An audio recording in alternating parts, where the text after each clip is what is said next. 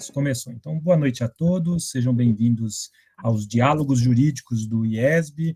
Nós estamos aqui hoje com o ministro Agra Belmonte, ministro do TST, que vai nos dar aí a honra de falar sobre um tema muito caro para a sociedade de hoje, que é a liberdade de expressão, e o tema dele tem um quê específico, né, que é a liberdade de expressão nas relações do trabalho. O ministro Agra Belmonte, ele ingressou na magistratura em 93, como juiz de trabalho substituto da primeira região, foi promovido em 1994 e em 99, né, foi já convocado para segundo grau para trabalhar como desembargador. Em 2004 foi promovido por merecimento a desembargador. Né? Oh, carreira boa, né? Olha aí, tomou posse em 93, em 2004 já era desembargador, né? Eu estou há 20 anos como juiz, né, aqui, tudo bem que já estou aspas, na entrância final, mas eu não vejo há 20 anos eu ser desembargador ainda, né? Então, carreira muito boa, parabéns, ministro. E tomou posse, né, coroando a carreira como ministro do TST em 2012. Essa é a carreira do ministro como magistrado. Uma honra tê-lo aqui conosco. Fora a carreira de magistrado, o ministro ele integrou a delegação brasileira da Conferência Internacional de Trabalho na OIT, em Genebra, na Suíça, em 2013, tem vários trabalhos junto ao TST e TRT, presidiu a comissão temporária instituída com preparar o TRT da primeira região para as demandas extraordinárias relacionadas à Copa das Confederações FIFA em 2013, Copa do Mundo FIFA 2014 e Olimpíadas em 2016. Né? Como atividade acadêmica, graduou-se em bacharel em Direito em 1981, em 1987, iniciou a atividade de docente, doutor em Justiça e Sociedade, mestre em Direito das Relações Sociais pela Universidade Gama Filho e especialista em Direito Privado pela Universidade Federal de Fluminense. E temos a honra, né, de tê-lo aqui no IESB como professor, né, professor aqui da graduação do IESB, professor do mestrado do IESB, e o tema, como eu disse, liberdade de expressão nas relações do trabalho. Esse tema nós já estamos estudando aqui com a nossa disciplina de liberdade de expressão. Tivemos uma primeira palestra com a Basília Rodrigues, né, liberdade de expressão, a ótica da imprensa. Depois tivemos a palestra com o ministro Ribeiro Dantas, do Superior Tribunal de Justiça, sobre a ótica do direito, né, civil, do direito penal e sobre o direito internacional. E hoje vamos ter aí a palavra do ministro Agra sobre liberdade de expressão nas relações do trabalho. Só para contextualizar, ministro, eu coloquei aqui 3 enquetes. A primeira enquete foi todas extraídas de um artigo do senhor, né? Então o senhor já vai estar ali, pronto para nos dar as respostas destas enquetes, né? O empregador pode proibir o empregado de expressar sua opinião política ou ideológica no ambiente de trabalho? Essa foi a primeira. A segunda, o trabalhador pode usar um quipá, um turbante, aí eu acrescentei, né? Trajes de ubanda no local de trabalho? E aí a terceira, uma professora de escola infantil pode ser demitida pelo fato de que fora do expediente é uma atriz pornô? Essas foram as três enquetes que fiz aqui como esquenta, ministro. Então, tenho a honra agora, então, de passar a palavra ao ministro. Fique à vontade, nós temos aqui até as 10 horas e 45 minutos para ouvi-lo. Eu agradeço imensamente a acolhida, a apresentação do professor Márcio Evangelista, uma pessoa a quem eu prezo muito, um grande colega, e uma felicidade muito grande o IESB tê-lo. Aliás, o IESB o tem há muito tempo, há muito mais tempo do que eu. E espero um dia chegar aos pés dele com essa brilhante apresentação, comando de um tema tão importante. Cumprimento os que nos assistem. Agora não estou vendo bem, mas eu vi por aqui a Cleusa, que foi minha aluna, e várias outras pessoas que aqui estão. Então, cumprimento a todos. Esse tema me é muito caro, inclusive porque, em 2013, eu escrevi um livro sobre liberdade de pensamento. onde liberdade de expressão era apenas um dos temas. Liberdade de pensamento, aliás, o livro foi sobre a tutela das liberdades nas relações de trabalho, não apenas as liberdades físicas, como também as liberdades intelectuais. Foi um livro que me deu um prazer imenso de escrever e eu estou pensando em atualizá-lo. Obrigado, Cleusa. Eu estou pensando até em atualizá-lo e talvez até fazer dele, destacar dele esse tema de liberdade de expressão. Eu vou procurar, primeiro, contextualizar o tema, para depois ingressar especificamente na tutela da liberdade de expressão nas relações de trabalho. Deixe-me ver como passar aqui os slides. Eu não sei por que eles não passam. Deveriam estar passando. E não estão. Se o senhor quiser passar para mim, eu... Não, ele passa. Eu não sei por que, pela primeira vez, eu não estou conseguindo passar um slide. Tem umas setinhas azuis embaixo ali. Não, sim, mas ele não está. Por alguma razão, não está passando. Vou parar a apresentação. Isso. Vou ingressar de novo com ela.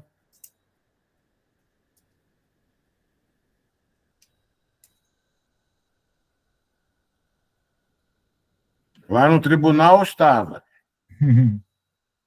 Agora sim.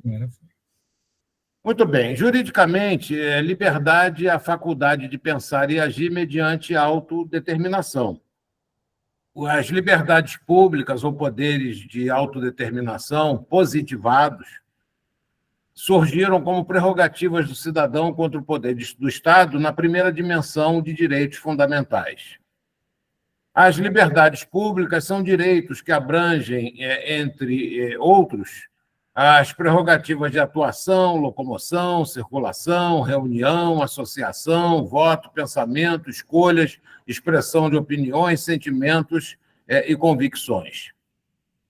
Somente na segunda dimensão de direitos fundamentais foi que os direitos sociais foram reconhecidos.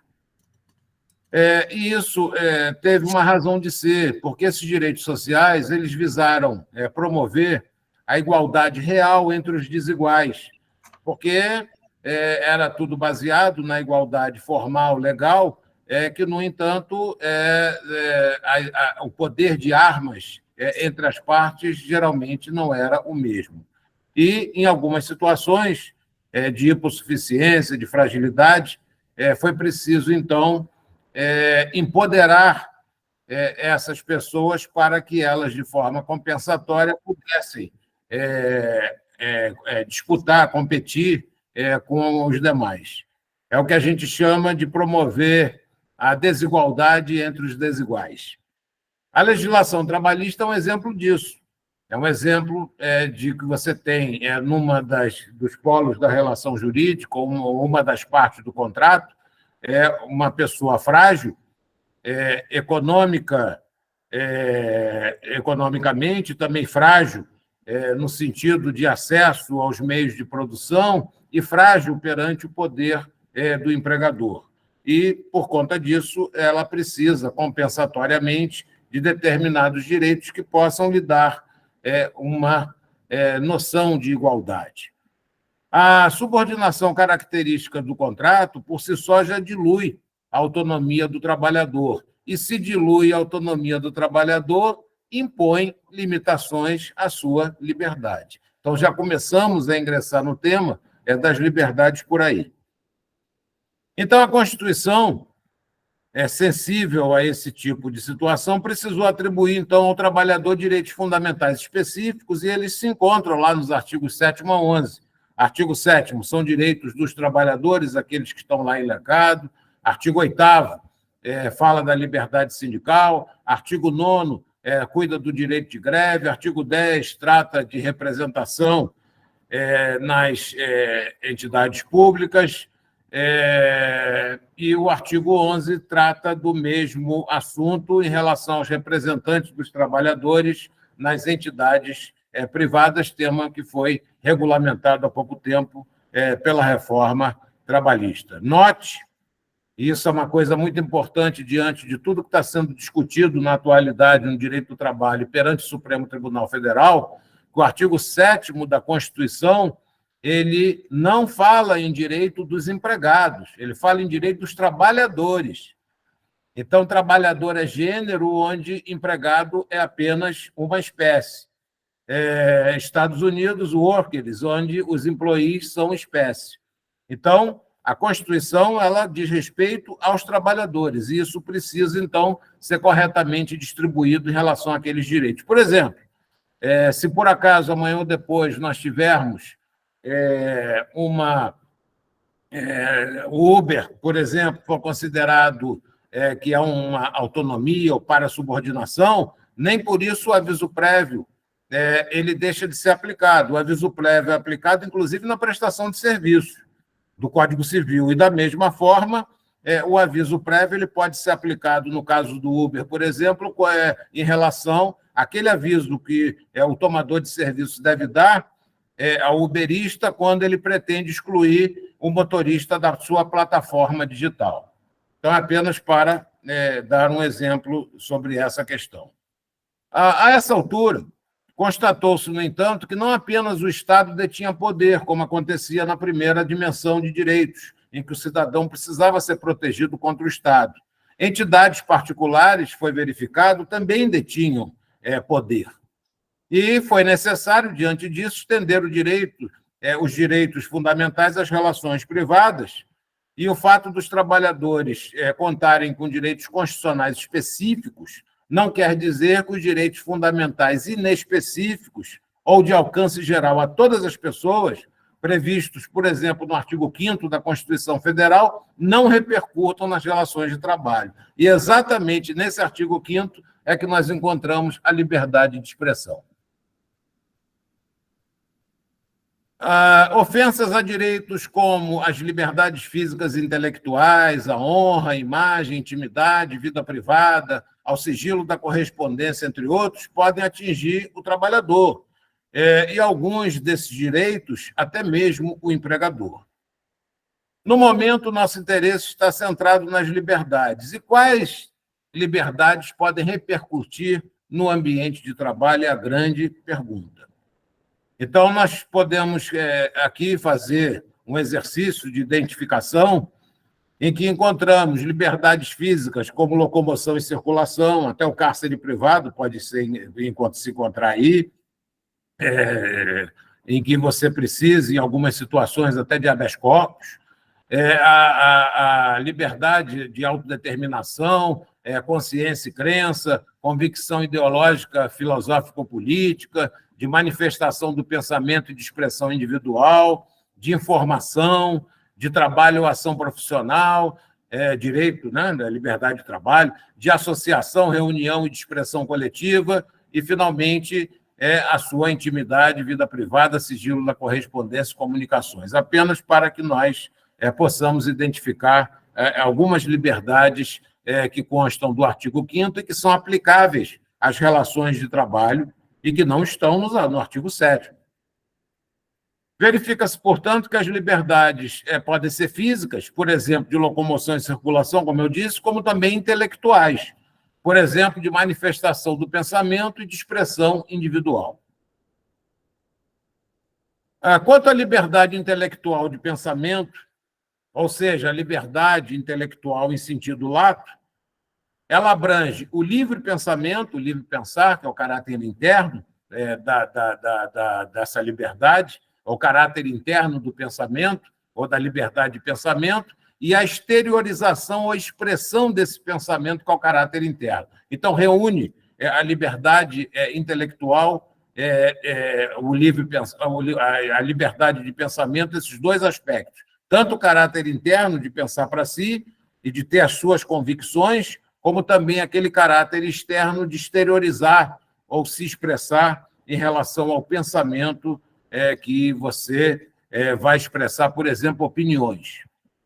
Então, compreende as liberdades de consciência e crença, de manifestação do pensamento, de informação e de expressão individual e coletiva.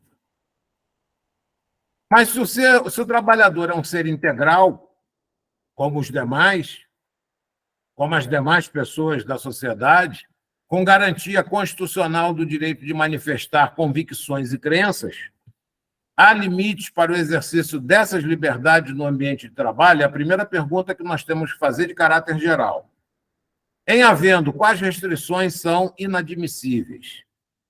Como conciliar as exigências da livre iniciativa, ou seja, do poder empregatício, e das características do contrato de trabalho, onde se inclui a subordinação, que limita a autonomia, com o direito fundamental ao exercício dessas liberdades?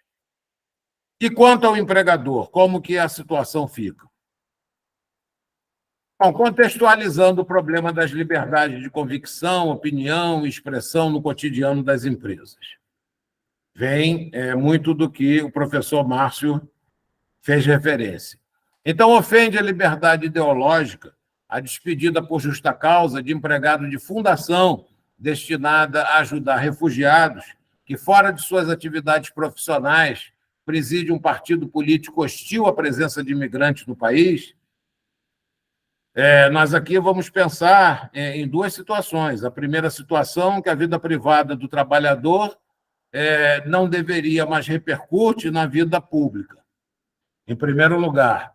Em segundo lugar, a vida pública do trabalhador pode se repercutir também em várias nuances da sua vida pública. Então, o fato dele ter um emprego em uma fundação destinada a ajudar refugiados faz com que exista, me parece, uma incompatibilidade dele presidir um partido político hostil à presença de imigrantes no país, né? Mas vamos ver isso mais adiante. Atenta contra a liberdade de expressão de cátedra, a dispensa por justa causa de um professor de religião de escola católica que resolve espontaneamente externar em sala de aula dogmas, opinião pessoal, perdão, acerca do divórcio e do aborto, mostrando-se defensor de ambos. Nós estamos diante de dogmas da Igreja Católica, são fundamentos dela, são situações que ela considera sensíveis, e, no entanto, esse professor encarregado da doutrina religiosa, ele, em sala de aula, ele se manifesta contra aquilo que corresponde, certamente, à sua própria religião. É atentatória da liberdade de expressão a dispensa de um professor de segundo grau por sustentar em sala de aula que o voto sem comprovante impresso não é seguro, que a vacina chinesa implanta chip, que o sistema de representação por congressistas deveria ser substituído por votação direta via plebiscitos. Atenta contra a liberdade política, a despedida, aqui está o assédio político, né? A despedida de trabalhador que se manifesta contra o candidato que o empregador apoia no interesse do seu empreendimento. Pode um trabalhador, invocando liberdade de consciência, se recusar a atender passageiro de companhia aérea que integrou a ditadura militar ou por ter sido um de seus torturadores? Esse caso aconteceu na Argentina, em que uma trabalhadora de companhia aérea, ao tempo em que se vendia passagens em balcão, no aeroporto ela se recusou a atender, a vender passagem para um passageiro por ter identificado nele, lá na Argentina, um general da ditadura militar. E que, em relação a ele, dizia-se ele era responsável por várias torturas e situações que tais. E ela se recusou, então, invocando liberdade de convicção. Ela foi despedida por justa causa. Ingressou com ação trabalhista na Argentina e o juiz de primeiro grau, então, entendeu que ela tinha realmente liberdade de consciência, como previsto na Constituição argentina, e determinou a sua reintegração, entendendo que houve discriminação a partir do momento que ela foi tolhida de exercer a sua liberdade. A empresa recorreu, o processo foi para a sala social argentina, e lá o relator entendeu que o juiz de primeiro grau tinha razão, e não apenas entendeu que ele tinha razão, como invocou, por analogia e como paradigma, uma decisão do Tribunal da França, que lá na França um maleteiro se recusou a levar as malas do hóspede para o quarto, justificando que reconheceu naquele hóspede um general da ditadura militar argentina, isso lá na França. E não levou as malas, e o tribunal deu ganho de causa a ele, entendendo que ele podia se recusar com base no direito à liberdade de consciência, com base na sua convicção. Dado esse voto, houve divergência.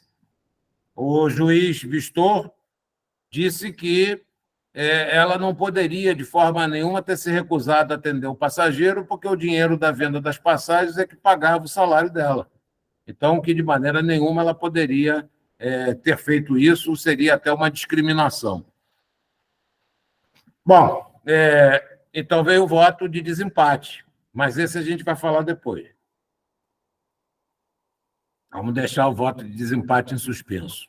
Pode um garçom de religião judaica se recusar a atender mesa em que os integrantes estão abertamente a defender ideais nazistas, entre eles a morte de judeus? Isso é liberdade de expressão?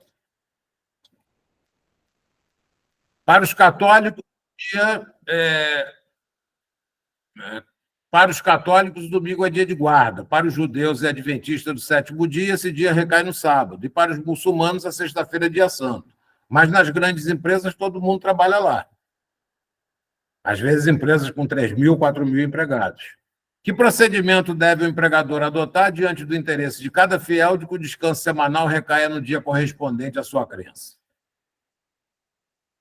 Paciente testemunha de Jeová assina procuração em cartório para não receber transfusões de sangue.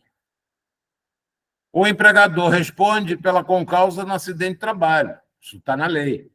No caso de recusa à transfusão e sobrevém morte do trabalhador, o empregador pode vir a responder pela eventual morte em decorrência da liberdade de recusa à transfusão. O direito à informação diz respeito ao direito de transmitir e colher informações e ser mantido informado.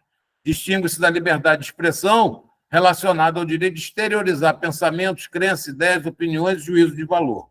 Indaga-se: o que está o empregador obrigado a informar o empregado? O que cabe ao empregado espontaneamente informar o empregador? E o que o empregador não pode exigir que o empregado informe? E aí nós devemos recorrer, em grande parte, à Lei Geral de Proteção de Dados. Fere a liberdade sindical, a vedação ao recebimento no trabalho de correspondência enviada pelo sindicato, o de abri-la e tomar conhecimento do conteúdo durante o expediente. Fere a liberdade religiosa, a proibição de uso de véu islâmico no serviço.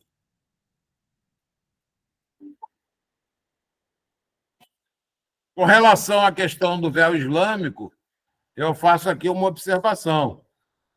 Qual é a diferença entre o véu islâmico e o hábito da freira? Parece que é só de tamanho, né? Um é maior, o outro é menor. As razões são as mesmas. Uma está comprometida com Deus, a outra está comprometida com o marido. São razões diferentes, mas o objetivo é o mesmo. Os casos apresentados colocam em choque dois direitos fundamentais. De um lado, a livre iniciativa, de onde decorre o poder do empregador. De outro, os direitos fundamentais do trabalhador. Ambos têm igual hierarquia, e um atua, então, como fator limitador do outro. O poder diretivo contido na livre iniciativa impõe limitações ao exercício de direitos fundamentais do trabalhador. Nenhum direito absoluto. Os direitos fundamentais do trabalhador também limitam, por sua vez, o poder diretivo. Por que o poder diretivo atua como fator limitador? Porque nem todas as posturas e atividades da vida privada do trabalhador, ainda que ele possa recorrer ao artigo 5º da Constituição, condizem com a vida pública, porque na vida pública está inserida a atividade profissional, com os problemas atinentes a ela, ou se ajustam à probidade de boa-fé objetiva para cumprimento do contrato de trabalho. Isso tem muito sentido, por exemplo, se tratando das organizações de tendência, onde o trabalhador se vincula a uma determinada organização em razão da sua religião, da sua ideologia, e aí nós temos a boa-fé ou a lealdade direcionada ao cumprimento dos objetivos da organização. O empregador tem o direito de externar suas convicções e opiniões, mas não tomando a iniciativa de colocar em xeque a integridade ou durabilidade da mercadoria do empregador que está encarregado de vender, dizendo, por exemplo, que ele deve procurar a loja em frente porque lá as mercadorias são melhores.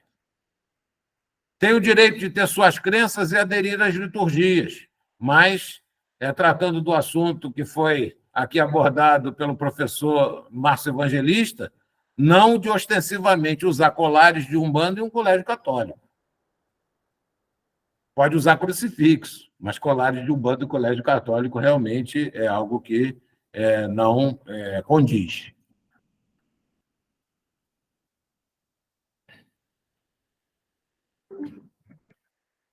É livre para manter relacionamento íntimo com um colega de trabalho, mas não de ser visto se esfregando com parceiro nos banheiros e escadas. E por que os direitos fundamentais do trabalhador atuam como fator limitador do poder diretivo? Porque a ordem econômica tem limites morais. Isso é muito interessante. O artigo 170 da Constituição ele é claro, no sentido de que é preciso sempre observar, no exercício da livre iniciativa, a dignidade da pessoa humana e também a valorização do trabalho, tudo isso dentro de um contexto de justiça social. Então, a nossa economia é uma economia moral, keynesiana. O exercício da livre iniciativa na ordem econômica está fundado na valorização do trabalho humano de maneira que assegure a todos existência digna, conforme os ditames da justiça social. Então, o poder empregatício derivado da liberdade de empresa precisa se ajustar, lógico, a esses limites. E os direitos fundamentais visam garantir o cumprimento ou observância desses limites. Se o poder diretivo é limitado pelos direitos fundamentais, se os direitos fundamentais, por sua vez, não podem ser exercidos sem limitação, como é possível harmonizar numa relação de trabalho os interesses contrapostos? A Constituição assegura a proteção à liberdade de manifestação do pensamento e à expressão da atividade intelectual, artística, científica e de comunicação. É claríssima nesse sentido. Assegura também o sigilo de fonte aos profissionais da comunicação e veda expressamente a censura. Então, salvaguarda a divulgação de qualquer ideia, seja essa ideia uma ideia ótima, uma ideia razoável, uma ideia absurda. Pouco importa. Daí decorre que o empregado pode manifestar no ambiente de trabalho quaisquer ideias, até estúpidas que sejam. Repito, por exemplo, de que a Terra é plana, né? Que você vai andando então na Terra, chegar lá no finalzinho você cai no abismo. De que o voto sem comprovante impresso não é seguro. De que a vacina chinesa implanta chip. De que o sistema de representação por congressistas deveria ser substituído por votação direta via plebiscitos, como aconteceu na Alemanha no pré-Segunda Guerra. Mas a liberdade de expressão deve ser exercida em harmonia com outros direitos fundamentais. A expressão do pensamento não pode afetar a honra ou respeitabilidade, muito menos a imagem ou perfil do trabalhador ou do empregador. Vamos pensar nos dois lados. Então, você pode livremente expressar seu pensamento? Pode, desde que isso não afete a honra, não afete a imagem, não afete, enfim, o perfil do trabalhador ou do empregador. Também não pode expor a intimidade ou a vida privada de ambos. Caso contrário, essa expressão do pensamento, ela vai, nesse caso, violar aquele limite que deve existir no exercício do direito. Nas relações de trabalho, além dessas limitações, também é preciso exercer de forma compatível com a atividade empresarial o exercício da liberdade. e, mais ainda, da função nela desempenhada pelo trabalhador. Como eu disse, numa organização de tendência, como é, por exemplo, um colégio católico, realmente é mantido com essa finalidade, o professor chegar em sala de aula e se manifestar de religião, né, de religião específico, se manifestar favoravelmente ao divórcio ou ao aborto, contraria totalmente a vontade dos pais que colocaram os filhos naquele colégio para que eles tenham uma determinada espécie de educação. Então, não pode o trabalhador, por outro lado, revelar um segredo empresarial de que tem conhecimento, ou o empregador publicamente expor o mau desempenho do trabalhador. Nós tivemos uma série de decisões da Justiça do Trabalho que acabaram dignificando o trabalhador com o passar do tempo, em que o empregador mandava e-mails publicamente para todos os trabalhadores com o desempenho de cada um. E chamando a atenção para aqueles trabalhadores em vermelho que não alcançavam determinado desempenho. Da mesma forma, colocava em quadro de avisos, mãozinha para cima, mãozinha para baixo. Ou então penalizava o trabalhador, fazendo ele dançar na boquinha da garrafa, outras situações mais, por não ter atingido um determinado desempenho. Tudo isso expunha o trabalhador. Por outro lado, não pode ele também revelar um segredo empresarial. Ele, por exemplo, na Fiat, a Fiat está com uma determinada novidade que vai lançar no mercado e o trabalhador resolve, então, expor esse tipo de situação. Lá vou eu de novo, tentando aqui. Bom, eventual manifestação política no ambiente de trabalho pode até existir, mas não pode ser agressivo ou pejorativo. Você pode livremente expressar a sua opinião de que você vai votar no candidato Millet ou que você vai votar no candidato Massa. Né? É possível você exprimir. Você gosta de uma pessoa, não gosta, o debate pode até ser, de certa forma, acalorado, desde que ele não seja agressivo, que ele não seja pejorativo, que ele não atrapalhe o ambiente de trabalho, que ele não influa no normal funcionamento da empresa. Aonde nós temos essa limitação de normal funcionamento da empresa, com essas palavras, não apenas para esse tipo de situação, como para todos os demais, no Código do Trabalho de Portugal de 2009. O Código do Trabalho de Portugal de 2009 é expresso no sentido de que a limitação da atividade do trabalhador e, da mesma forma...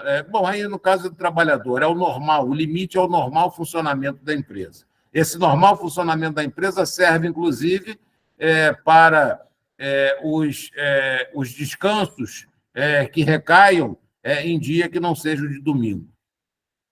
Quanto ao empregador, está vedado o assédio político, né? O empregador querer convencer os trabalhadores a votar em determinado político que ele considera o mais indicado. Esse político pode até lá, né, que não esteja dentro do período eleitoral, para falar da sua plataforma. Cabe até ao empregador, já que chama um, chama o lado oposto, chama os dois. Agora, não pode, de forma nenhuma, o empregador querer impor ao trabalhador em quem ele irá votar, dizendo, por exemplo, se não votar nesse daqui, nós estamos ferrados. Ou então o voto de cabresto, que é pior ainda, né, que aí é coercitivo. É inaceitável violação da intimidade, da vida privada, da honra ou da imagem das pessoas, assegurado o direito de indenização pelo dano material ou moral decorrente dessa violação. A lei punirá qualquer discriminação atentatória dos direitos e liberdades fundamentais. Então, nós encontramos tudo isso na própria Constituição. A exposição da empresa ou dirigente nas redes sociais, aliás, isso é uma questão de absoluta novidade, né? Por empregados não pode, denegrir a imagem ou revelar segredos pessoais ou empresariais. Eu publiquei em 2004 um livrinho, na época, sobre monitoramento da correspondência eletrônica nas relações de trabalho, e que acabou sendo utilizado pelo TST na época para fazer a distinção entre e-mail corporativo e e-mail particular. Era o que existia na época, né? E-mail era a maior novidade, era uma das maiores novidades. E o uso indiscriminado da internet pelo trabalhador, etc. e tal, podia provocar alguns problemas, e eu até recomendava que as regras do jogo, quando da contratação, fossem estabelecidas. O que podia, e por quanto tempo poderia o trabalhador usar a internet, ou se não podia usar, enfim, coisas dessa natureza, né? Desde que ele não ficasse segregado no trabalho, ou seja, que ele tivesse contato externo regular. Bom, de lá para cá, a situação acabou atingindo outro nível, as redes sociais passaram a ser usadas, eu atualizei o livro, e nesse livro até coloco duas situações muito interessantes. Uma delas, um determinado trabalhador resolveu divulgar na rede social, no Instagram, cavalo de pau que ele estava dando na empresa com trator. Então, ele era uma pessoa que realmente era muito boa de volante para trator, e ele dando cavalo de pau. Isso expõe, evidentemente, a imagem da empresa, as noções, inclusive, de segurança.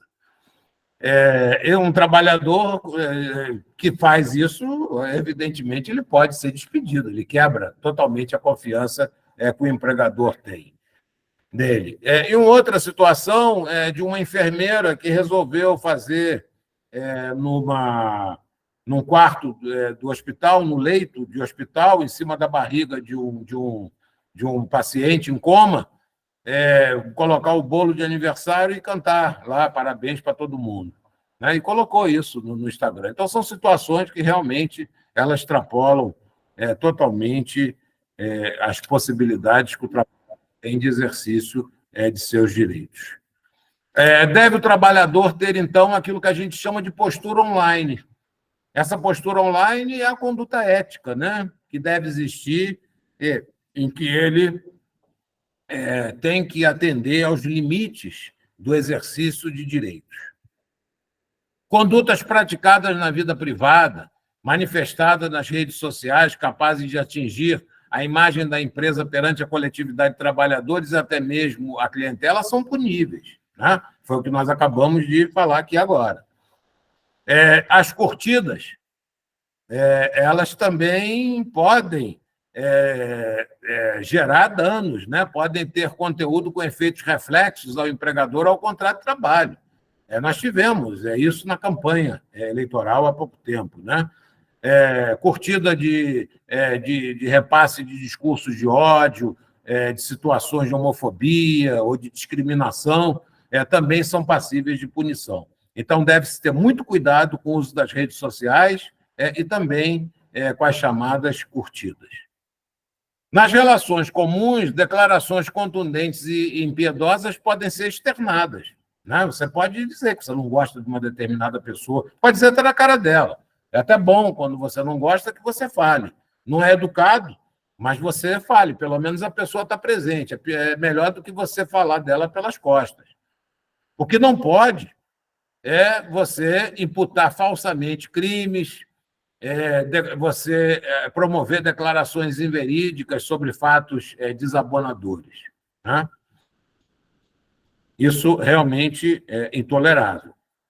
No ambiente de trabalho, essas declarações em relação a colegas, trabalhador ou empregador são incabíveis, que podem caracterizar desrespeito ou gerar ambiente hostil. Eu estou me referindo aqui a declarações contundentes e impiedosas, não aquelas de imputação falsa de crimes. Essa é lógica que não pode, né? O que eu estou querendo dizer é que declarações impiedosas, contundentes, podem gerar um mal-estar dentro do ambiente de trabalho, e você tem que pensar bem. Ainda que você, na vida particular, possa fazer isso, no trabalho você pode vir a gerar um ambiente hostil que não é desejável. A liberdade de expressão extrapola os limites nos discursos de ódio, que incitam a violência ou a agressão contra pessoas e instituições.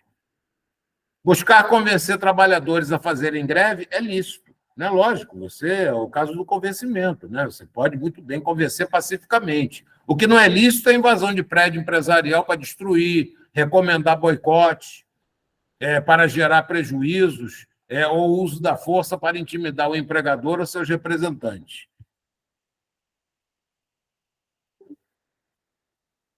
Já parou de novo o troço, não sei por quê. Não cabe a empregadora ou empregado propalar a homofobia, o racismo, a intolerância religiosa no ambiente de trabalho. São condutas que escapam à guarida da Carta Constitucional, porque incitam à violência, incitam à discriminação.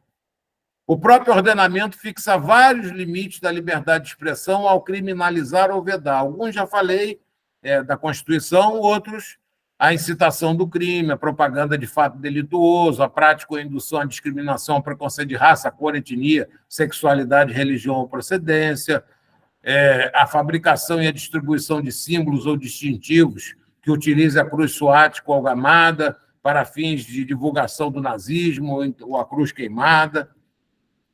Há casos, no entanto, em que é preciso recorrer a critérios de proporcionalidade, razoabilidade ou de acomodação ou adaptação razoável, para que nós possamos encontrar uma solução entre direitos fundamentais antinômicos ou em confronto. Aquilo que costuma se chamar de colisão de direitos, né? O princípio da proporcionalidade, por exemplo, ele permite a ponderação, e o exame é sempre um exame comparativo. O Alex, por exemplo, ele tem um algoritmo para verificar, conforme critério de pesos e importância, qual direito fundamental numa determinada situação deve prevalecer. Então, esse é o princípio da proporcionalidade, que é muito utilizado no Brasil e previsto, inclusive, em lei, dependendo do artigo. Não, o artigo 944 do Código Civil, por exemplo, ele está eivado dos princípios da proporcionalidade e da razoabilidade em conjunto. O princípio da razoabilidade é diferente, é um princípio de moderação, né? Você busca o exercício racional ou moderado frente às particularidades do caso concreto. É um exame que você faz de equidade. E há uma terceira situação, que eu não vou falar ainda, e que vou deixar para mais adiante. Como é que eu, concretamente, posso utilizar isso no ajuste dos direitos fundamentais contrapostos? Ou seja, os princípios da proporcionalidade e da razoabilidade. Mas aqui está faltando alguma coisa. Porque se o princípio da proporcionalidade admite a ponderação, e você vai fazer o confronto de direitos para que um prevaleça sobre o outro nas circunstâncias, se o princípio da razoabilidade é um princípio de moderação, aonde está o princípio que permite o ajuste dos dois direitos em confronto de forma que eles possam ser exercidos conjuntamente, ou seja, ao mesmo tempo? É aquilo que a gente chama de adaptação, acomodação razoável, que no direito brasileiro ingressou na lei de inclusão, e também mediante ratificação da Convenção de Nova York para deficientes, para pessoas com deficiência, mas evidentemente é possível utilizar a adaptação razoável em outras situações. Eu penso que é possível de forma genérica fazer. Ai, caramba. Aí. Para de vez em quando. Eu não sei a que atribuir. Critérios, então, para resolução nas relações de trabalho de tensões nessas zonas gris ou cinzentas de direitos fundamentais em confronto. Bom, primeiro caso, diretoria de escola católica que despede por justa causa professor de religião que em sala de aula resolve externar sua convicção acerca do divórcio e do aborto, mostrando-se favorável a ambos. A liberdade de expressão do professor encontra limites na tendência, porque é uma organização de tendência religiosa da organização, encontra limites também na vontade coletiva dos pais dos alunos e na natureza essencial da função do professor na entidade, que é de ensinar os dogmas da religião católica aos alunos.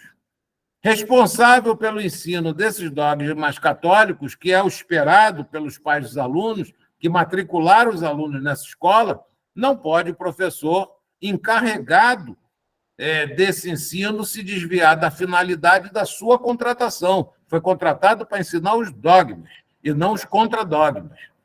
Caso ultrapasse esses limites, se importará em quebra contratual de confiança, lealdade, e ensejará despedida por justa causa, por incompatibilidade entre o exercício da sua profissão na escola e os objetivos do ensino dessa organização de tendência. Mas se o professor não fosse de religião, aí muda completamente. Imaginem vocês que se trata de um professor de ciências exatas, de matemática, né? Então, o professor de ciências exatas ele não é o profissional encarregado da doutrina ideológica. Então, o grau de coerência entre a limitação e a função existe, mas é fraco.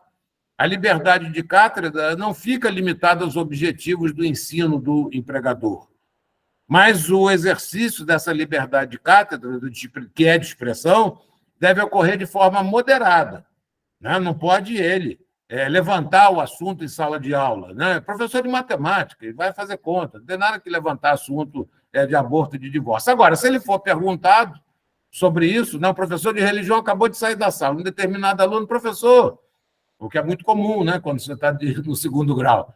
Professor, o professor de religião disse isso, o que o senhor acha? Ele pode manifestar a sua opinião de forma absolutamente moderada. Dizer, olha, meu pensamento é diferente, mas, de qualquer maneira, seria interessante que você tivesse essa conversa com seus pais ou coisa parecida. Isso é perfeitamente normal. Então, ele pode revelar a sua convicção sem indagado, ele não pode puxar o assunto, e de forma moderada. Por outro lado, se o empregador vier a punir o professor por não ter agido de forma moderada e condizente, essa punição deverá ter-se a uma advertência, se houver repetição, uma suspensão, somente, em último caso, uma despedida por justa causa.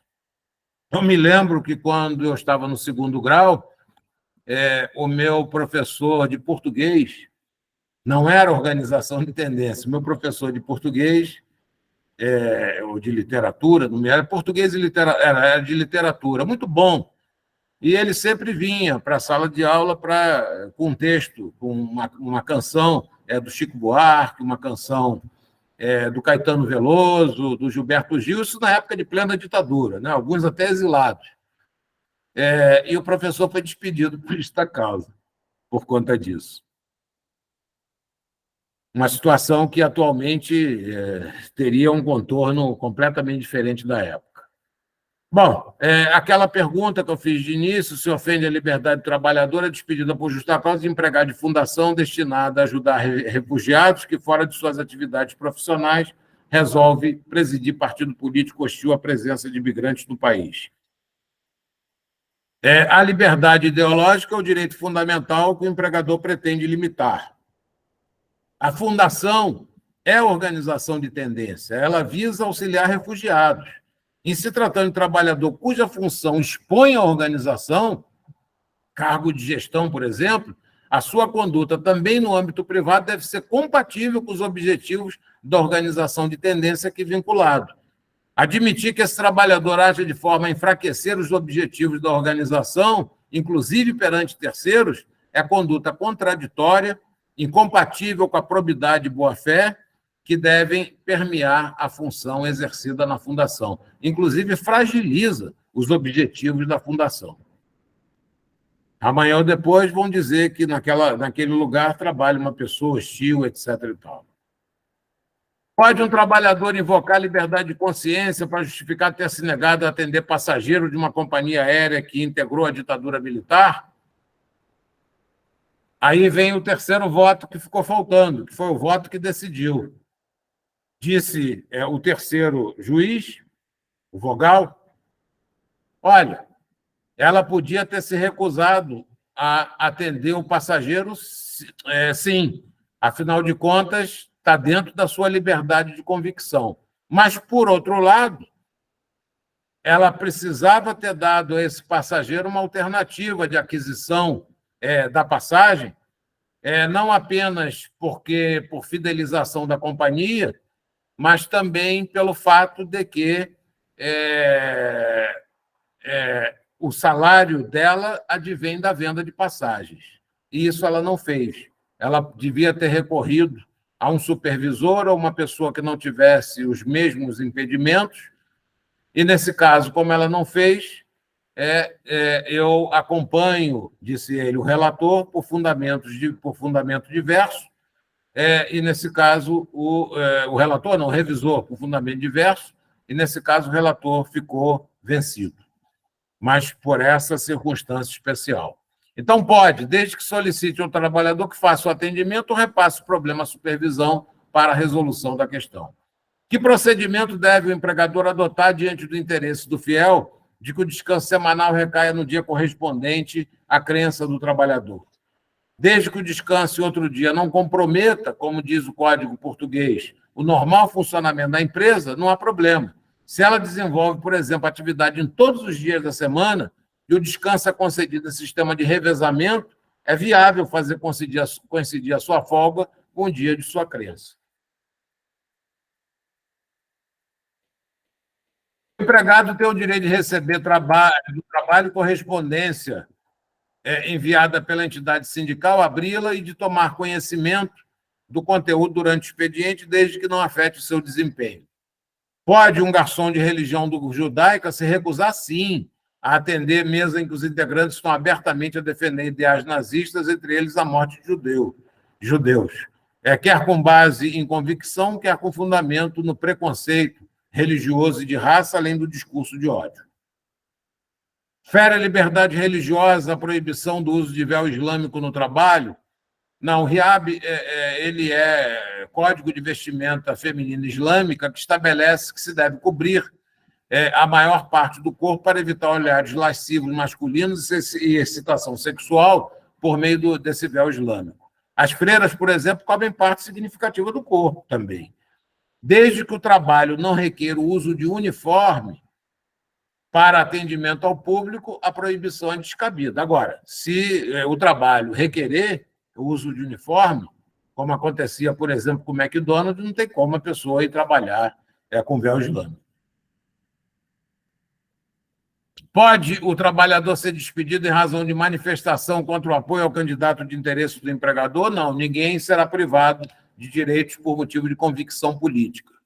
Desde que a manifestação, como disse, não interfira no desenvolvimento do trabalho, o trabalhador é livre, assim como o empregador, para manifestar suas convicções, não podendo, às contrárias, ser motivo de retaliação. Paciente testemunha de Jeová assinou procuração em cartório para não receber transfusões. O empregador responde apenas pelos efeitos do acidente, mas não pela morte, se causada pela não transfusão, porque se trata, de acordo com o artigo 21 da Lei Previdenciária 8.213 de 1991, uma concausa absolutamente independente. Aliás, a confissão da concausa a partir do momento em que ele assinou uma procuração em cartório, dando o direito ao trabalhador, ao empregador, em sentido contrário. Se o paciente pode recusar a transfusão, é outra questão. Se aborto e eutanásia são repudiados pelo direito brasileiro, de igual sorte, não admitir transfusão de sangue para salvar uma vida é forma indireta de eutanásia. Daí resulta que agiu ilicitamente o empregador que despediu por justa causa, trabalhador que recusou se vacinar contra a Covid-19, porque, embora pudesse exercer essa liberdade, com essa conduta colocaria em risco, permanecendo no emprego, os demais trabalhadores e o patrimônio do empregador. Por que o patrimônio do empregador? Porque se o empregador permitisse que um trabalhador não vacinado viesse a trabalhar e, por acaso, contraísse Covid, podia espalhar a Covid para outros trabalhadores e, com isso, o patrimônio do empregador ser colocado em risco. De certa forma, foi isso que decidiu o ministro Alexandre de Moraes na época, quando se defrontou com esse tipo de situação. Conclusões. A liberdade de expressão é direito fundamental, mas na resolução de tensões entre a livre iniciativa e os direitos fundamentais dos trabalhadores é preciso ou preterir nas circunstâncias um dos direitos para permitir o exercício de outro, ou coibir excesso, ou ainda estabelecer ajustes que concretizem ambos os direitos em acomodação razoável. Declarações podem ser externadas de forma contundente, mas não pode resultar em imputação falsa de crimes ou em inverdade mormente sobre fatos desabonadores. A liberdade de expressão extrapola os limites quando expõe dados sensíveis, quando são discriminatórias ou preconceituosas, ou ainda como empregada em ações ou discursos de ódio que incitam a violência ou agressão contra pessoas e instituições. Também assim quando ofende a imagem da empresa ou a honra, vida privada e intimidade do empregador ou do trabalhador. É isso, em linhas gerais. Muito bem, ministro, parabéns, eu agradeço imensamente a sua disponibilidade de nos dar essa visão ampla, né, e bem, vamos dizer assim, pontual sobre essa questão, né, da liberdade de expressão junto às relações de trabalho. É realmente uma visão que eu confesso que, estudando liberdade de expressão, né, eu estudo já há algum tempo, fiz cursos sobre isso, e nós estamos nessa disciplina, a gente pouco tem esse tema, né, relação de trabalho e liberdade de expressão. Então, acredito que foi aí de extrema importância para os alunos, principalmente para os mestrandos aí que a maioria, né, desempenha suas funções como advogados e servidores e juízes do trabalho, né?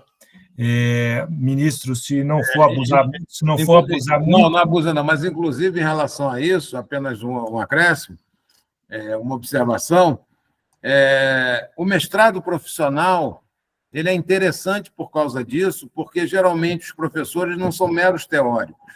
Os professores têm uma experiência profissional que eles podem trazer essa experiência profissional para a sala de aula, né? Então, é bastante interessante esse lado de acréscimo de experiência e conhecimento do professor de mestrado profissional. Sim, professor Márcio, desculpa eu interromper. Antes de passar a palavra aos alunos do mestrado, vamos agora, então, responder às enquetes, né? Esperando esgotar aí o conhecimento do nosso palestrante. Então, uma das perguntas foi com relação a pornô, a atriz pornô. Na primeira diz o seguinte: o empregador pode proibir o empregado de expressar sua opinião política e ideológica no ambiente de trabalho? Acho que isso daí o professor já respondeu, né? E se não for abusivo, se não for agressivo, né? Acreditamos que sim, que ele pode expor isso, né? Acho que não há muito a acrescentar. Você quer acrescentar alguma coisa sobre isso, ministro? Não, apenas que na entrevista de emprego, o empregador não pode, por exemplo, perguntar ao empregado qual é o partido que ele... qual partido que ele Me fugiu também o nome agora. Não é alistado, me fugiu o nome agora também. Não vou dizer que é o partido que ele torce, porque não é o caso. Afiliado. Afiliado, muito bem, Cleusa, afiliado. Como é que é? Afiliado. Afiliado. Partido que ele é afiliado, pelo qual ele tem simpatia. Né? Qual é a ideologia dele? É lógico que não pode perguntar nada disso, né? Pode perguntar. Vamos complicar um pouquinho, então. E se o serviço, né, o trabalho que ele está, é em um partido? Era isso que eu ia... depende. Porque o partido, bem ou mal, ele é ideológico. Né? Ele é ideológico, ele é uma organização de tendência, não há a menor sombra de dúvida. Exatamente. Se ele tiver um cargo que exponha o partido, sim. Caso contrário, ele trabalha, por exemplo, esse partido funciona numa casa em Brasília, onde tem um grande jardim, e o jardineiro vai lá capinar, não sei quantas vezes por semana. Esse jardineiro pode falar à vontade o que ele quiser, porque o cargo dele não expõe, a sua manifestação não expõe a empresa. Muito bom. A segunda do enquete foi: o trabalhador pode usar um quipá, um turbante ou trajes de ubanda no local de trabalho? Não, é a mesma coisa com o colar, né? Quer dizer, ele pode, desde que não faça num colégio, por exemplo, de outra religião, ou que não seja uma coisa extremamente agressiva, né? Caso contrário, eu penso que sim, até no escritório de advocacia. Ele pode fazer. Tivemos um caso recente aqui no Tribunal de Justiça, que a imprensa, aspas, né, maldou um pouquinho, né? O colega magistrado, ele estava presidindo uma sessão, né? Era um julgamento colegiado, e aí apregoou o processo lá, né? Chamou o processo da pauta para julgar, aí o advogado levanta, né, de trajes de ubanda para fazer a sustentação oral. Aí o traje não é adequado para aquela situação. Aí é a falta de adequação do traje. Exatamente. Mas que ele pode usar o traje, pode. Nada impede. Não, foi permitida a entrada dele no recinto, né? Agora, daí ele como advogado atuando, né? Aí o colega, né, o magistrado, falou assim, olha, você não pode, né, fazer sustentação oral vestido desta forma, não por questão de você ser ou não, né, de uma religião ou outra, mas porque não é adequado ao ato. Então, o senhor não pode vestir outra vestimenta hoje, porque é uma sexta-feira, né, isso, aquilo. Eu posso adiar o processo para outra data. Tudo, o colega foi super, né, e tudo gravado, isso que é interessante, né. Deixou... E aí a gente pergunta se um caso como esse é liberdade de expressão artística ou religiosa.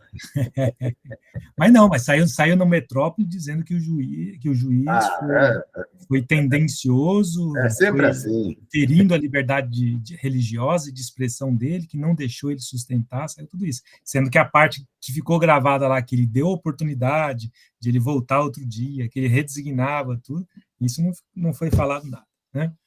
A terceira enquete diz, uma professora de escola infantil pode ser demitida pelo fato de que fora do expediente é uma atriz pornô? Essa deu 7-7, 14 votos, deu 7-7. Olha, você como animador está ótimo. Então, o que o senhor acha dessa, ministro? Olha, eu acho o seguinte, que se ela, por acaso, ela tiver um programa diário de televisão, né? Fica bastante complicado ela ser uma educadora e, ao mesmo tempo, ela ter essa outra atividade, que pode até ser por prazer, nada impede que não seja, e que isso venha a comprometer os objetivos do empregador. Isso pode resultar num grande escândalo e afetar de forma irreversível a imagem do empregador. Não há dúvida nenhuma. É uma bomba relógio, que pode explodir ou não. Pode nunca ninguém saber, mas pode sim. Agora, se for um filme pornô, né, que ela vai fazer, a bomba vai explodir. Aí é diferente. Aí vai alcançar um número de pessoas que vai fazer preventivamente com que não tenha a menor condição de ter compatibilidade entre essas duas situações. A bem da verdade, a vida privada, embora se diga que ela não repercute nas atividades públicas, ela pode vir a repercutir, né? Um determinado jogador de futebol, na época do Fluminense, não vou dizer quem na véspera de um jogo, ele foi encontrado numa boate às 3h da manhã, consumindo junto com as demais pessoas, né? Era um total de 25 mulheres e 3 homens, 48 caipirinhas. Ele ia jogar no dia seguinte aquele esporte coletivo em que um depende do outro. É uma conduta da vida privada que não se compatibiliza com um atleta de alta performance. Sim. Né? Então, realmente, dizer que as condutas da vida privada não repercutem na vida pública não significam necessariamente que correspondam à realidade. Pode, nesse caso, sim, repercutir. Um jogador de futebol, por exemplo, ele pode vir a dar uma entrevista, que essa entrevista coloca em xeque o seu diretor de futebol, o presidente do clube, os demais jogadores daquele esporte coletivo, titulares e reservas, quer dizer, pode ser algo fulminante, né? Que vai até causar uma instabilidade e influir no resultado do jogo, posto que a pessoa precisa ter paz e concentração, por isso existe a concentração, para poder jogar livremente. Então, depende, esse caso da professora, né? Esse caso da professora seria mais ou menos desta forma. Agora, um professor pode lançar um livro erótico? Pode. Nós tivemos poemas eróticos pelo ministro do STF, né? Exatamente, era o grau. Lógico que pode, não há problema nenhum. Agora, ele não pode indicar em sala de aula para alunos de segundo grau aquele livro. Isso ele não deve fazer. A última enquete aqui, o ministro já respondeu no decorrer da palestra, né, que se o empregador pode solicitar informações sobre a religião do candidato a uma vaga de emprego, né? Essa não pode, né? Deu 13 votos não, 4 votos sim, né? Então, já podemos dizer, então, que não é possível isso, que fere a liberdade religiosa dela, né? Os 4 votos sim talvez tenha sido pelo fato de que se imaginou que ele ia trabalhar numa determinada organização de tendência. Se for, daí não tem como, né? Pois não, se o ministro permitir, os mestrandos podem fazer perguntas levantando a mão. Estou vendo aqui o Kleber, a Cleusa, Cleidmar. Cleidmar levantou a mão, olha lá. Diga, Cleidmar. Boa noite, ministro. É uma satisfação estar aqui com o senhor. Realmente, as aulas do professor Márcio, elas são muito boas e cada uma melhor que a outra, até pelas pessoas que ele traz aqui para compartilhar esse ambiente com a gente. Eu queria falar só uma coisa, que essas questões que o professor Márcio colocou, eu acho que da mesma forma que a gente exige do magistrado uma conduta ilibada, eu acho que essa conduta ilibada também pode ser exigida de algumas profissões, e eu não tenho dúvida que entre elas do magistério. Eu acho que o professor ele é visto na sociedade como um exemplo a ser seguido, e eu acho que qualquer conduta desse professor que possa ser enquadrada como... A própria CLT traz lá no artigo 482 a motivo de justa causa, a incontinência de conduta e o mau procedimento. Então, eu acredito que sim, pode ser exigido do professor, como se exige do magistrado, eu repito, uma conduta ilibada, mesmo fora do ambiente de trabalho. Obrigado, professor. Perfeito. Ótimo. Juliano? Boa noite. Boa noite. Ministro, os parabéns pela brilhante palestra, foi muito esclarecedora. E eu vou aproveitar aqui, pegar o gancho do futebol, já que o senhor deu o exemplo de um jogador do Fluminense que era camisa 9, que eu não vou falar o nome, não, mas que era uma Caipí-Saqueso, inclusive, eu lembro... Nem falei nada. Caipí-Saqueso, eu lembro desse evento. Mas o senhor é do Rio de Janeiro, não é? Sim. Então eu vou trazer o caso de um outro clube, que é inclusive o meu, que é o Vasco da Gama. E aconteceu um caso muito peculiar, há 2 anos, uma questão entre o centroavante, o Germancano, e o capitão do time, que era o Leandro Castan, quando o time apoiando, salvo engano, era o dia da comemoração das causas LGBT, e o Vasco se propôs a usar uma camisa com um arco-íris. E um dos jogadores acabou utilizando, mas houve um problema do vestiário. Depois ele até postou um verso, uma parte da Bíblia, né, na internet. E eu gostaria de ouvir do senhor sobre isso, assim, numa situação como essa, em que, ainda que o empregador ele tenha uma causa que seria adequada aos valores que a própria Constituição prevê, diversidade, inclusão social, mas o empregado, baseando a sua liberdade de pensamento, inclusive religiosa, o senhor acha que é válida, que é justa, é legítima essa recusa, ou teria alguma outra repercussão negativa?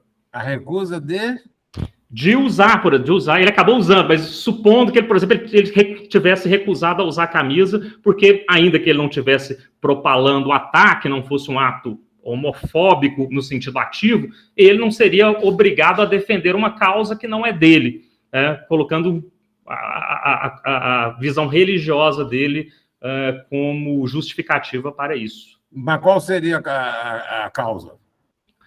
Eu acho que o professor caiu. Acho que o senhor Ele caiu. Caiu, né? Então deixa eu repetir aqui.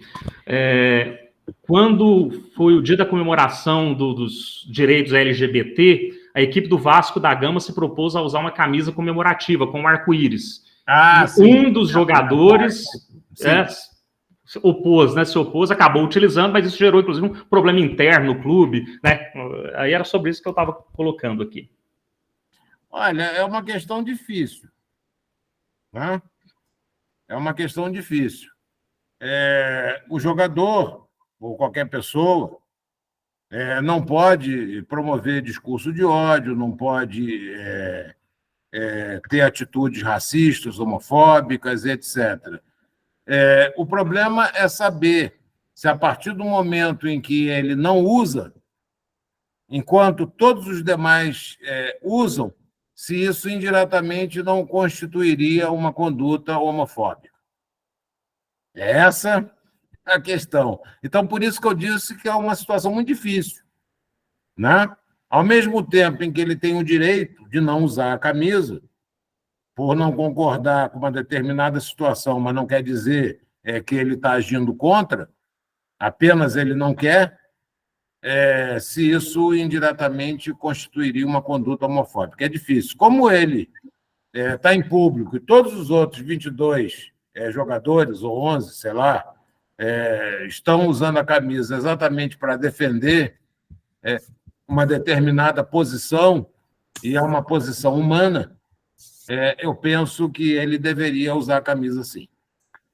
Pois é, deixa eu fazer um pitaco aqui, não sou da área do trabalho, né, mas eu fui advogado de time de futebol lá em outra vida, né, e eu me recordo de uma cláusula contratual do La Coruña, não sei se vocês lembram do La Coruña, né, que a gente vendeu 2 jogadores para ele lá, o Zé Roberto e o Rodrigo, eu era o advogado dos procuradores, e na cláusula constava que ele tinha a obrigação do contrato de trabalho de usar todas as camisetas que o clube estipulasse, inclusive as festivas, né? Então, se o contrato de trabalho no Brasil, desse time aí, colocasse que ele tinha a obrigação de usar as camisetas do time, porque é uma camiseta do time, ainda que festiva, era o, aspas, uniforme da relação de trabalho dele. Não é ofensiva, não é nada. Tudo bem, se tivesse lá uma palavra, né, do Hitler, né, aí ele poderia negar. Agora, não é ofensiva, não é nada que justificasse ele descumprir o contrato. Será que ele podia opor essa cláusula contratual legitimamente? Eu acho que não, hein? Mas... Eu penso que talvez ele pudesse com base em um direito de convicção, em tese, mas nas circunstâncias em que todos aparecem diante de uma causa, porque aquilo é uma causa social. Exatamente. Eu tenho a impressão que ele não usar, vai tudo centrar em cima dele para dizer que ele não concorda com aquilo.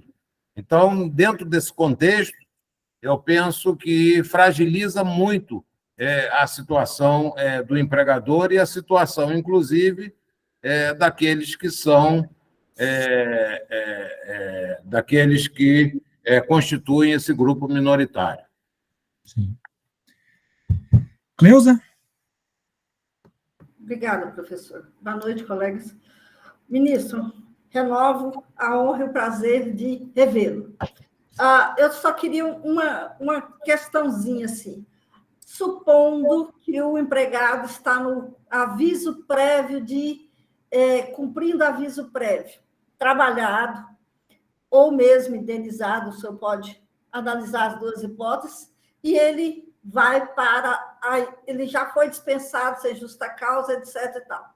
Aí ele vai para as redes sociais e começa a denegrir a imagem do empregador. Poderia fazer uma conversão para a justa causa? Com certeza. Sem dúvida nenhuma. Aliás, essa era uma questão antiga. Não, o Supremo... Não. O TST entende que, em que se tratando de determinadas situações, não é possível fazê-lo. Mas, neste caso em especial, eu tenho, sim, a convicção de que é possível, porque está colocando em risco a imagem do ex-empregador. Tá? Eu penso que cabe a justa causa, sim. Ótimo. Olha só, vamos fazer uma analogia, que eu acho que é interessante. É sempre bom a gente contextualizar. e comparar situações. Se um determinado trabalhador ajuiza uma ação trabalhista e o empregador, em retaliação, ele despede o trabalhador, nesse caso, essa dispensa é uma dispensa discriminatória. No entanto, se o trabalhador é despedido sem justa causa, que é um direito do empregador fazê-lo, esse trabalhador vai para as redes sociais e denigre em retaliação a imagem do empregador, fica tudo por isso mesmo? É isso que você deve pensar. Eu já imaginava assim, que ele poderia considerar para dano moral, mas a motivação da dispensa já ocorreu, e era sem motivos, então ele já está dispensado. Então, converter essa dispensa em justa causa, mesmo que no transcurso do aviso prévio, seria possibilitar mudar a motivação. O que você está falando eu não havia pensado, você tem toda a razão. Realmente, é verdade. Eu reformulo o meu pensamento.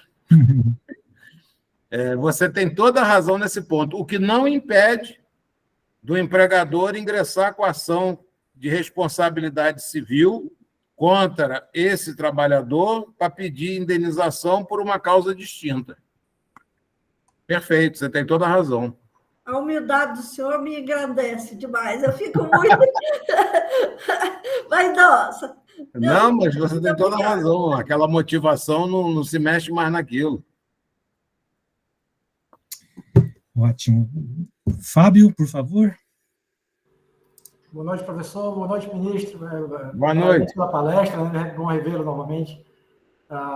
Sempre é bom aprender com seus ensinamentos. Ministro, só uma dúvida. Assim, a gente está estudando sempre constantemente com o professor Márcio liberdade de expressão, e eu vou aproveitar o gancho das enquetes que ele trouxe aí. Aí ele estava sempre a resposta sim ou não. Sim ou depende. Sim ou não. Aí eu senti a falta do depende. Mas se eu colocasse o depende, só tem advogado aqui, todo mundo ia pôr depende, pô. Eu quero que vocês saiam de cima do muro, pô. Mas dentro dessa questão que o ministro trouxe em suas respostas, né, o depende, aí a minha pergunta seria o seguinte: no contexto, na parte do próprio conceituação da liberdade de expressão, a gente pode considerar ela como um direito não estático, ele sempre é dinâmico, em razão das novas evoluções, das novas formas de comunicação, da nova forma até de relacionamento humano. Então, a gente não pode nunca ter um contexto de liberdade de expressão fixo, estático. Não, a liberdade de expressão é dinâmica, ela depende muito da realidade social e da evolução de cada momento, né? Dentro do caso concreto, claro. Então, ela depende. Verdade. Pois é, mas aí, Fábio, aí depende, olha lá, depende, né, da teoria que você vai adotar, né? Como sabemos, nós temos duas teorias fundantes sobre liberdade de expressão no mundo, né? A teoria americana e a teoria europeia, e estamos adentrando hoje, né, como eu já disse algumas vezes para vocês, a teoria africana, asiática sobre isso. Se você levar em conta a teoria americana sobre liberdade de expressão, ela não é estática. Ela é fixa, que a liberdade é plena, né, com duas exceções, incitação a ódio e incitação a crimes. Ponto. Ela é bem estática na primeira emenda da Constituição. Né? Já o sistema europeu, aí você pode realmente, que eu acho que é o que a gente caminha muito, muito proximamente ao europeu. Né? Eu acho que sim, a gente poderia dizer assim, que ela não é estática e sempre vem acompanhando aí, né, as mudanças, né? E eu tive casos idênticos que eu julguei já, idênticos, assim, ó, você via até muito parecida as falas, né? E num caso eu absolvi, e no outro eu condenei, justamente por causa das circunstâncias do caso concreto, né? Do fato, realmente. Um era jornalista e o outro não era, né? Então você via que era uma fala muito semelhante, mas um era jornalista e o outro não era.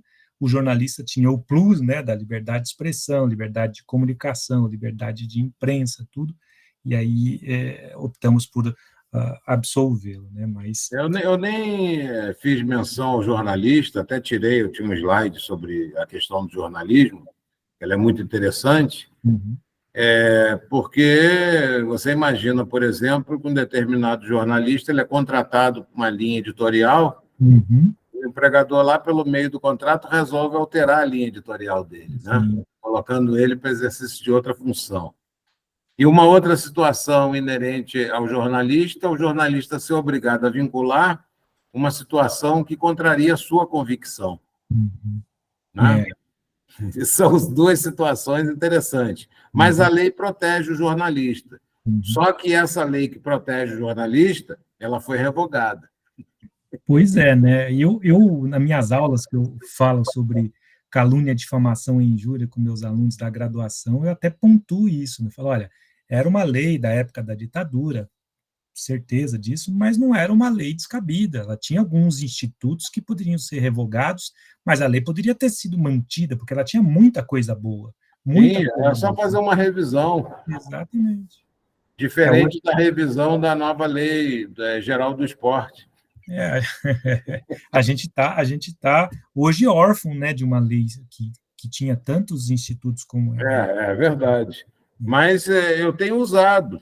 É chato, né, você usar uma lei revogada, mas na falta, pelo menos o artigo 3º ainda, o 4º da LINDB, que determina que, na ausência de norma, você recorre aos princípios gerais de direito, etc. Né? Analogia, costumes, uso. Eu hoje estou usando mais, tentando, né, principalmente nessa parte de liberdade de expressão, imprensa e crimes, usando mais a questão dos precedentes das cortes internacionais, que são muito mais protegem muito mais, né, a liberdade de expressão. É verdade. E, de alguma forma, também a LGPD. Sim. De alguma maneira, também complementa. Fernanda? Boa noite, ministro, um prazer ouvi-lo. A facilidade com que o senhor fala e expõe é muito agradável. Obrigado. A ponderação do Fábio me fez pensar uma coisa aqui. A gente tem vivido momentos de muito discurso de ódio, né? A tecnologia tem facilitado ataques com a impressão da despersonalização e polarização para todo lado. E eu percebo isso não só do lado dos leigos, mas isso acontece, de certa forma, até no Poder Judiciário. Como a gente está começando a estudar esse assunto agora, eu não sou uma profunda conhecedora, e o senhor já vem estudando há um tempo, no âmbito das relações de trabalho, o senhor percebe uma evolução jurisprudencial? Porque eu temo um pouco esse assunto e essa questão, porque assim, eu acho que ela é muito menosprezada, ela é pouco estudada e a gente está no momento que devia ser aprofundada cada vez mais. Qual a percepção do ministro sobre essa evolução? O prognóstico está bom? O que o senhor percebe, assim, dos últimos anos? Isso nas relações de trabalho. Sim, se eu quiser falar em no todo também, é porque, como é mais afeto, fique à vontade. Nas relações de trabalho, não, tanto nas relações de natureza civil, como nas relações de natureza trabalhista, e eu deixo a criminal para o professor Evangelista, eu penso que nós tivemos um avanço enorme, extraordinário. Nas relações de trabalho, por exemplo, sim. O que me preocupa é a falta. Me preocupa e não preocupa. Por um lado, eu penso que a regulação estatiza. Né? E quando eu falo estatiza, no sentido de engessar. Por outro lado, eu penso que a regulação liberta. Se você regula do jeito que faz, por exemplo, Portugal, você tem diante de você uma regulação que liberta. O Código do Trabalho de Portugal é um código muito interessante, muito bom, muito razoável, em que ele, ao mesmo tempo que coíbe, ele flexibiliza, ele coíbe e flexibiliza. Mas o mais importante desse código é que ele é um código educador, como deveria ser todos os códigos no Brasil. No Brasil, os códigos que nós temos, as CLTs e etc. e tal, elas normalmente estabelecem uma conduta e uma penalidade para aquela conduta que é estabelecida. Então, não prepara o cidadão, não prepara o indivíduo para a vida real, né? Ele não educa previamente o indivíduo. Isso é muito ruim. Nós tivemos agora, há pouco tempo, uma reforma trabalhista, em 2017, em que temos um capítulo inteiro sobre quantificação do dano moral. É um erro. Transplantaram uma parte do meu livro de 2014 para lá. Hoje em dia já penso nisso de outra maneira. Para lá, 2013, 2014, sobre quantificação de dano moral. Mas e o resto? Cadê os direitos da personalidade? Onde é que estão ali identificados? Como que o trabalhador e o empregador devem agir preventivamente? Então, está faltando toda essa problemática para você chegar a uma quantificação. Quer dizer, jogou a quantificação, o resto a jurisprudência que se vire, sem você estabelecer parâmetros mínimos para isso. Isso é um absurdo. É algo totalmente irracional. Você, com isso, você estabelece no Brasil uma situação conflituosa. Eu costumo dizer que vou pegar, por exemplo, artigos 478, 479, 480, 481 do Código Civil. O artigo 478 do Código Civil e os outros a que eu me referi, eles cuidam da teoria da imprevisão, que não tinha no Código de 1916, mas tinha na CLT desde 1943. Mas cuida da teoria da imprevisão. E diz que nos contratos bilaterais, comutativos, etc. e tal, isso e aquilo, que havendo uma desproporção muito grande entre as circunstâncias que ditaram determinado ajuste e as circunstâncias passado um determinado tempo, por motivos imprevisíveis, etc., que você pode, então, rescindir o contrato. Quer dizer, já exagerou. Você pode rescindir o contrato. Quer dizer, as partes ajustaram um troço. Em vez de você acertar que o juiz vai rever para poder adequar a situação atual, determina a rescisão do contrato. Aí vem o artigo seguinte e diz o seguinte: Código Civil. Código Civil. Se o réu... Nós estamos diante do Código Civil, que réu é esse? Ou seja, a causa está ajuizada, se o réu... Está lá escrito. Se o réu concordar, se ele concordar, não é o juiz que vai determinar, não, é o réu concordar. Se o réu concordar em fazer o ajuste, nesse caso, então, em vez da rescisão, faz-se a revisão. Quer dizer, o Código joga o cara dentro do judiciário, estabelece uma relação conflituosa. A relação já é conflituosa, o sujeito já está numa situação complicada. Ele não está conseguindo cumprir aquele contrato. Aquele contrato é excessivamente oneroso. E ele vai perder tudo aquilo. Às vezes, esse contrato ele pode dizer respeito, por exemplo, pode envolver, inclusive, aluguel de uma loja. Nada impede que envolva aluguel de uma loja onde você estabeleceu um negócio.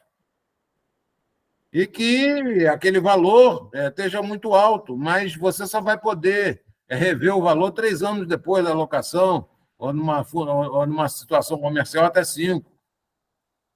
Enfim, esse conflito é que a nossa lei não devia estabelecer. A nossa lei deveria ser uma lei propedêutica, né? Deveria ser uma lei educadora, né? Uma lei preventiva de situações.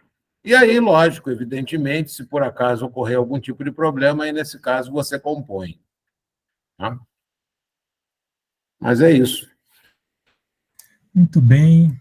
Acho que podemos nos encaminhar para o fim aqui. Ministro, foi um grande prazer, realmente superou em muito as nossas expectativas, né? E o Raimundo estava perguntando aí, não, né? Acho que ele errou ali. Mas o tema é extremamente importante, e eu acho que, quando me propus a trazer essa disciplina de liberdade de expressão, Teve vozes dissidentes lá no colegiado do mestrado, né? Não precisa falar disso. Eu falei, poxa vida, é um tema que realmente, desde Sócrates, né, a gente fala sobre liberdade de expressão, mas é um tema que, como disse o Fábio agora há pouco, né, não é estático, então vem mudando com toda a sociedade, vem mudando, permeando todo a mudança do ser humano, né? Então, trazer o senhor aqui para falar sobre isso foi um grande prazer. Quando a gente estava conversando lá na sala, né, o senhor falou, não, mas eu tenho um livro sobre isso, quero falar também. Eu falei, então você vai lá falar para a gente. Realmente, foi muito prazeroso. Eu agradeço imensamente o senhor dispor esse tempo com a gente aqui. Eu acredito que todos os colegas que estão presentes até essa hora aqui saíram aqui muito melhor do que entramos, né? Não é igual um livro de metodologia lá, né? Entramos confusos, saímos mais confusos ainda. Não, aqui a gente está saindo muito melhor, muito mais experiente, e agora os alunos aí vão ter bastante tema para estudar. Agradeço muito a presença do senhor, ministro. Agradecimento é meu pela oportunidade, inclusive de rever esses alunos tão empenhados do IESB. E tenho certeza que nós vamos nos deparar com eles nas dissertações, com um produto que será... um produto, né? Tem que ter um produto. Então, tá ótimo. Então, vamos encerrar por aqui hoje. Eu agradeço a presença de todos. Eu peço só que os alunos do mestrado fiquem, que eu preciso dar uma vista aqui. Muito obrigado, ministro. Obrigado, boa noite a todos. Um abraço. Então.